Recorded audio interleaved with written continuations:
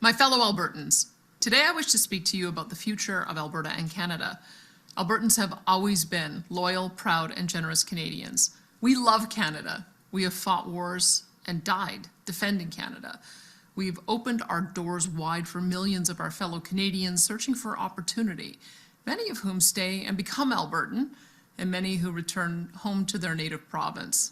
All have been welcomed with open arms. Our province has contributed hundreds of billions of dollars more to the federal treasury for use in other parts of the country than will ever receive back in benefits. We have allowed this to, frankly, we know how blessed our province is with an endowment of natural resources that no other country on earth possesses. And we want all of our friends, families, and fellow Canadians across the country to benefit from it. We don't ask for special treatment or handouts. We just want to be free to develop and export that incredible wealth of resources we have for the benefit of our families and future generations. Free to pursue opportunities with the ideals of entrepreneurship, hard work, and innovation that have become synonymous with the name of our province. Freedom to choose how best to provide healthcare, education, and other needed social services to our people, even if it's done differently than what Ottawa has in mind. Strong and free is more than just our provincial motto. It represents who we are and how we want to live as a people. And that is why Albertans are so frustrated with the direction of our country. For the last 10 years, successive Liberal governments in Ottawa, supported by their new Democrat allies, have unleashed a tidal wave of laws, policies, and political attacks aimed directly at Alberta's free economy, and in effect, against the future and livelihoods of our people. They have blocked new pipelines with C-69, cancelled multiple oil and gas projects, and banned the very tanker ships needed to carry those resources to new markets.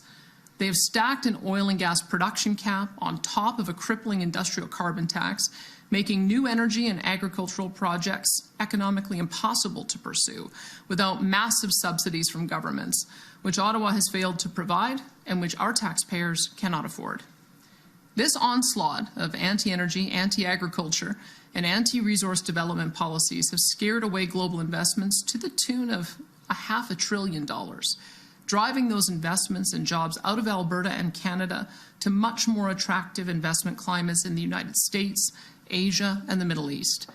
Having traveled much of the world these past few years, it is evident that Canada is not viewed as an attractive place to invest in resource development, manufacturing, or agriculture because of our high carbon taxes, endless red tape, and the uncertainty and chaos brought about by these and other federal government policies.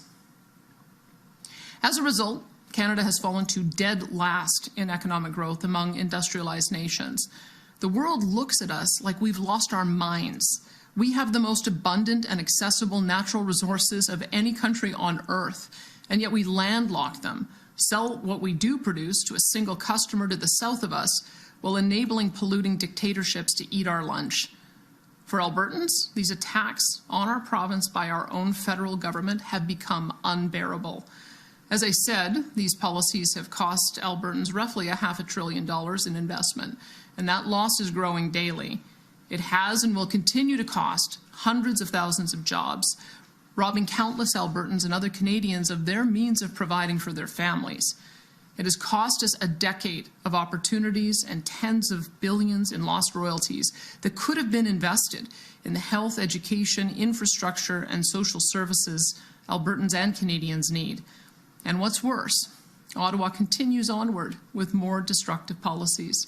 They have imposed net zero mandates on our natural gas-based power grid, causing investment in reliable generation from natural gas to flee, thereby endangering the future stability of our power grid and risking future blackouts and spikes in electricity costs for Alberta families and businesses.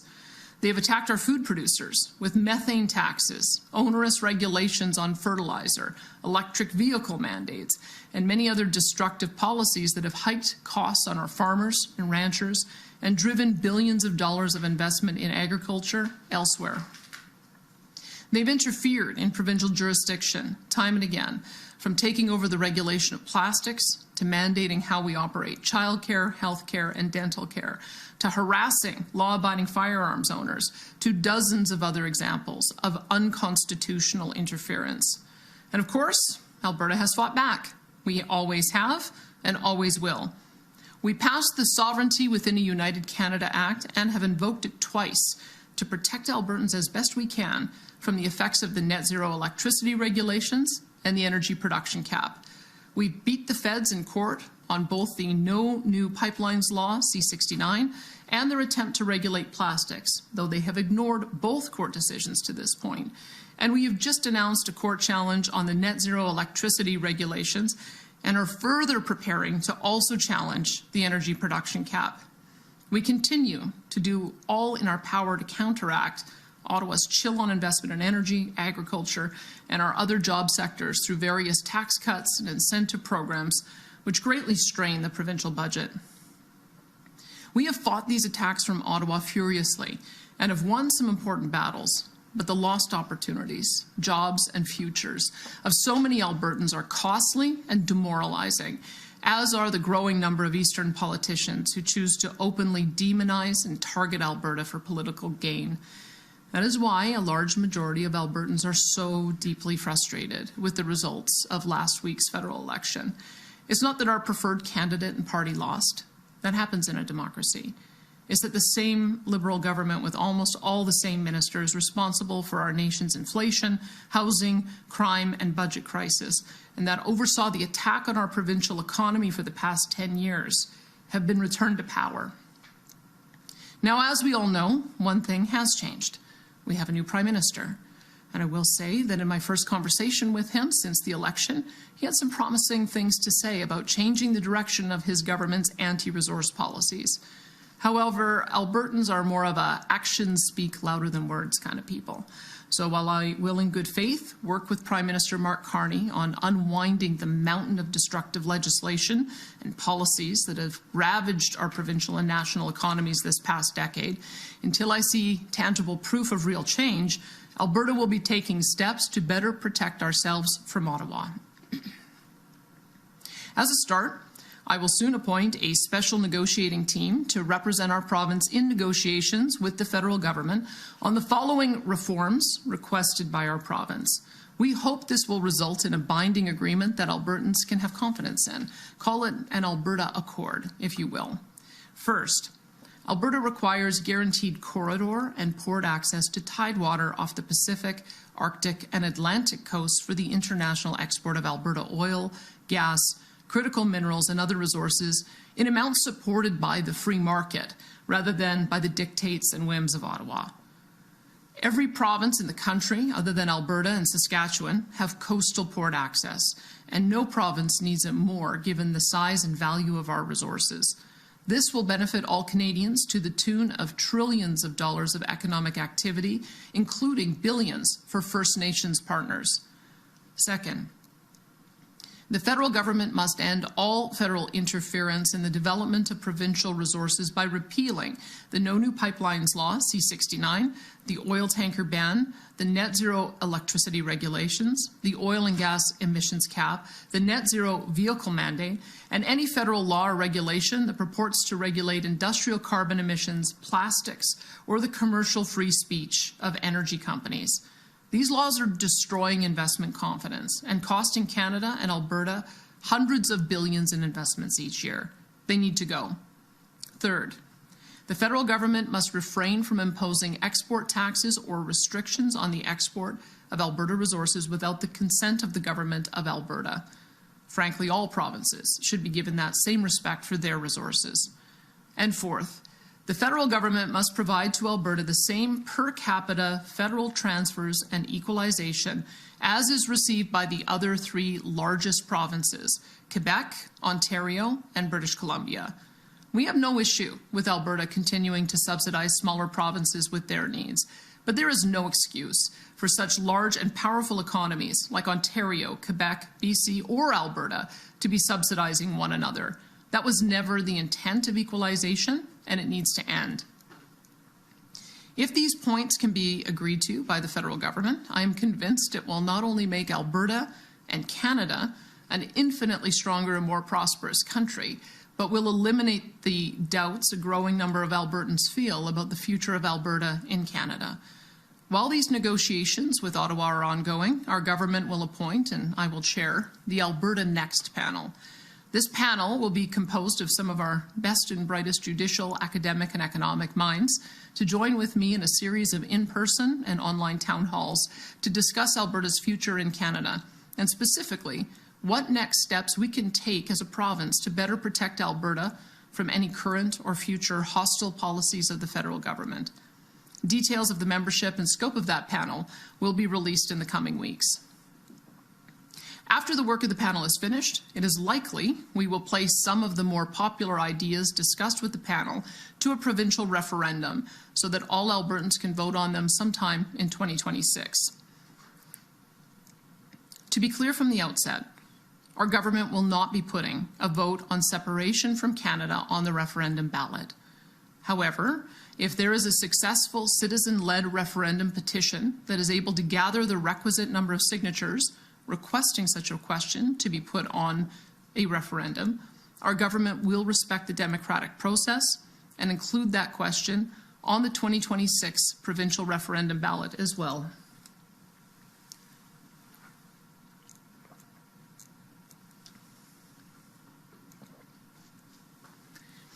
I also want to state unequivocally that as Premier, I'm entirely committed to protecting, upholding, and honouring the inherent rights of First Nations, Métis, and Inuit peoples. Therefore, any citizen-initiated referendum question must not violate the constitutional rights of First Nations, Métis, and Inuit peoples, and must uphold and honour Treaties 6, 7, and 8, should any referendum question ever pass. This is non-negotiable. Now let's talk about the elephant in the room, that being separation. We are well aware that there is a large and growing number of Albertans that have lost hope in Alberta having a free and prosperous future as a part of Canada. Many of these Albertans are organizing petitions to trigger a citizen-initiated referendum, as I mentioned earlier. The vast majority of these individuals are not fringe voices to be marginalized or vilified. They are loyal Albertans. They are quite literally our friends and neighbours who've just had enough of having their livelihoods and prosperity attacked by a hostile federal government. They're frustrated, and they have every reason to be. I want to talk directly to those Albertans. I know how frustrated so many of you have become with our country and the feeling of having politicians living thousands of miles away passing laws and rules that have cost you your loved ones, jobs, careers, dreams, and opportunities for a brighter future. As most Albertans know, I have repeatedly stated I do not support Alberta separating from Canada.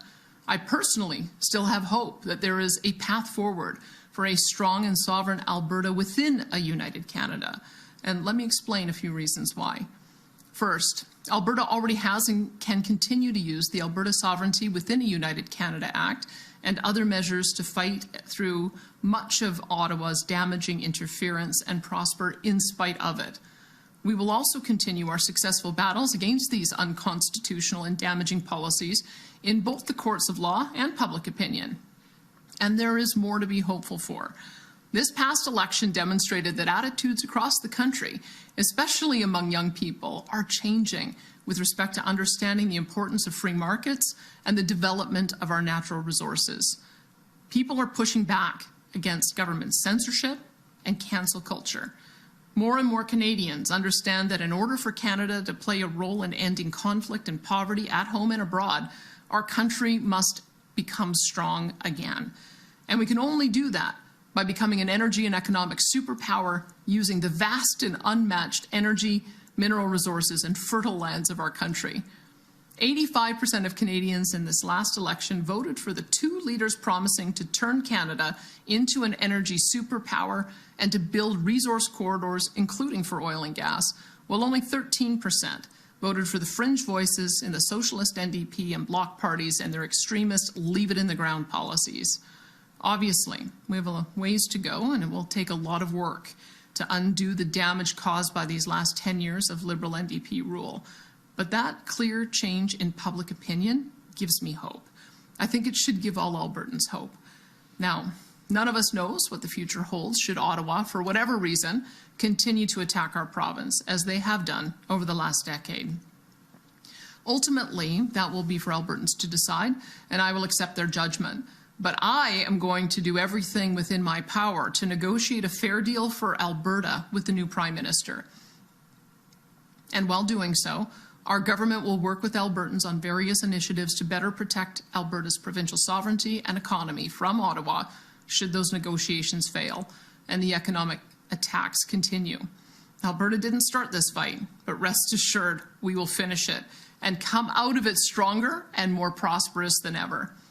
In closing, I want Albertans to know how important it will be in the coming months for our province to be steadfast, unified, and to refrain from heeding the voices of those seeking to divide Albertans against one another. There will be many outside, and even inside this province, who will try and sow fear and anger among us.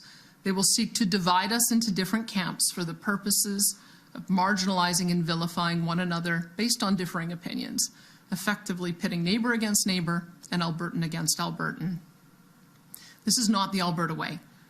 It's not who we are, and it's not who I am. There are thousands of Albertans who are so frustrated with the last 10 years of Ottawa's attacks on their friends' and families' livelihoods that they feel Alberta would be stronger and more prosperous as an independent nation. That is an understandable and justifiable feeling to have, even if we disagree on what to do about it. These Albertans are not traitors, nor should they ever be treated as such. They just love their province and family and want a better future than the one Ottawa is offering them right now. There are also thousands of Albertans that are so attached and loyal to their identity as Canadians that there is nothing Ottawa has done to our province that would justify Alberta leaving Canada. It's not that they think everything is perfect or that we've been treated fairly. They just believe being part of Canada, despite those problems, has much more value than leaving. These individuals are also loyal Albertans and should never be accused of being anything less. And then there are hundreds of thousands of Albertans that probably feel a lot like I do, that are deeply frustrated with the way our province has been mistreated and damaged by successive federal Liberal governments and are not willing to tolerate the status quo any longer.